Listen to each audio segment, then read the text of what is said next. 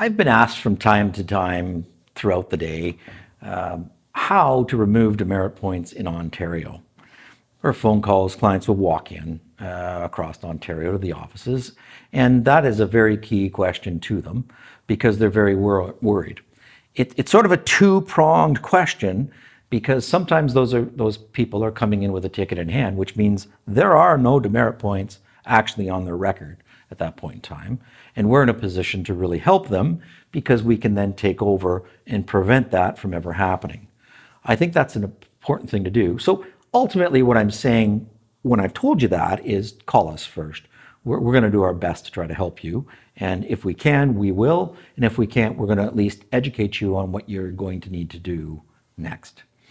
One caveat you might want to be considering is that when an offense occurs and there are demerit points, because some people will simply call after they've tried to represent themselves or something, they've been convicted, now they want to know, well, I've got these points, I'm worried about my insurance, what am I to do now?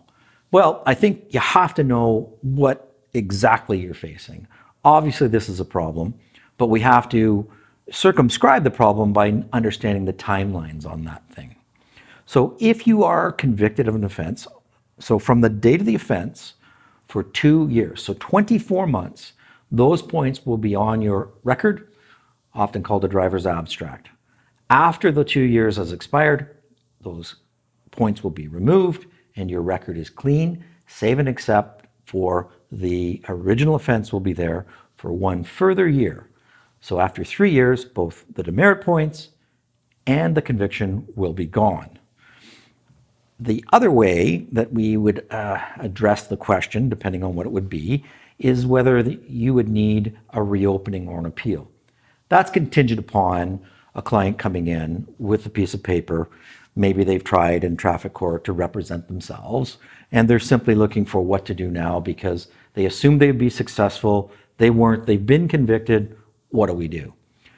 We have to consider it one of two ways. There are two things that can be done at this point in time. One would be called a reopening, a relatively easy administrative thing to file for them. Shorter period of time, less expensive for the client, and great if we can do a reopening. In the cases where we cannot do that, we would have to file what's called a formal appeal. Those appeals would go to the next higher court, and it would be usually in front of a provincial court judge.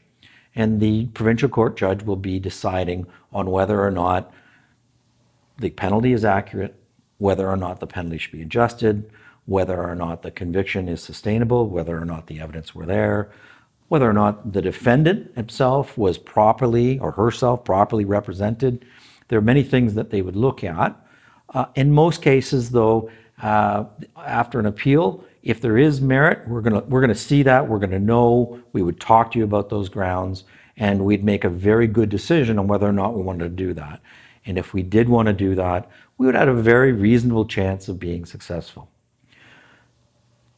To circumscribe or to give you a recap of what I've said, I think it's important that when you're dealing with these questions, they're not easy ones, despite your education level or your intelligence. It has nothing to do with who you are in society. This is difficult stuff. It's a very focused area of law. We do this every day. We are focused. We know this stuff. We know this stuff inside out. There's no doubt that we know what we're doing. You should know that too, that we can help you. And I would suggest, if we can, why not call us? Give us a call. We'll walk you through this. It is a free consultation. I'm anxious to talk to you.